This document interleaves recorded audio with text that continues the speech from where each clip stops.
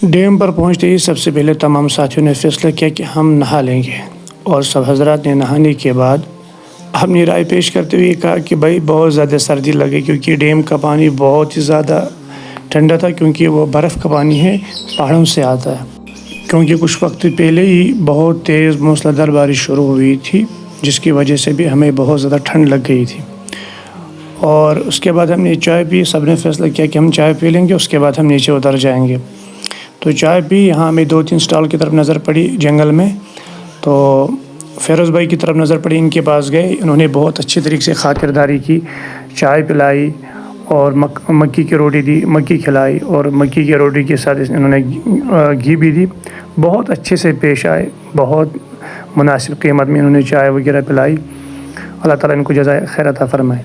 کہنا مجھے یہ ہے کہ جو ہمارے نوجوان کہتے ہیں کہ مین مارکیٹ میں دکان ہونی چاہیے، پڑھائی کی ہے، جاب نہیں ہے، ان سے بات کی، انہوں نے کہا پڑھا لکھا بھی ہوں، تو میں نے سوچا کیا کروں، گھر کو چلانا ہے، گھر میں بھائی بہن ہے، ماں باپ ہے، فیملی ہے، کیا کرنا ہے، تو میں نے اپنی دکان لا کر یہیں جنگل میں لگا دی، اور میں نیچے 9-10 کلومیٹر سے گھوڑوں پہ سامان لاد کر جنگل میں لاتا ہوں۔ اور آج ٹورسٹ کا سیزن ہے، لوگ یہاں پکنک کے لیے آتے ہیں، تو ان 5-6 مہینوں میں ہم یہاں کمائی کرتے ہیں۔ تو دیکھیں، یہ اس جنگل میں کام کرتے ہیں جہاں سب کو یہ لگتا ہو کہ جنگل میں کون سی دکان چلے گی اور کیسے چلے گی۔ ایسا نہیں ہے، جس کو طلب ہو حلال روزگار کی، وہ کہیں بھی اپنی دکان، اپنا جاب، اپنا کام کر سکتا ہے۔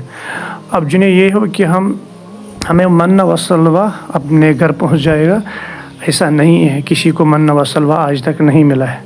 لہٰذا کوشش کرے، اور کوشش میں اللہ تبارک و تعالیٰ نے خیر رکھی ہے، تو ہر ایک کو حلال رزق کمانا چاہیے۔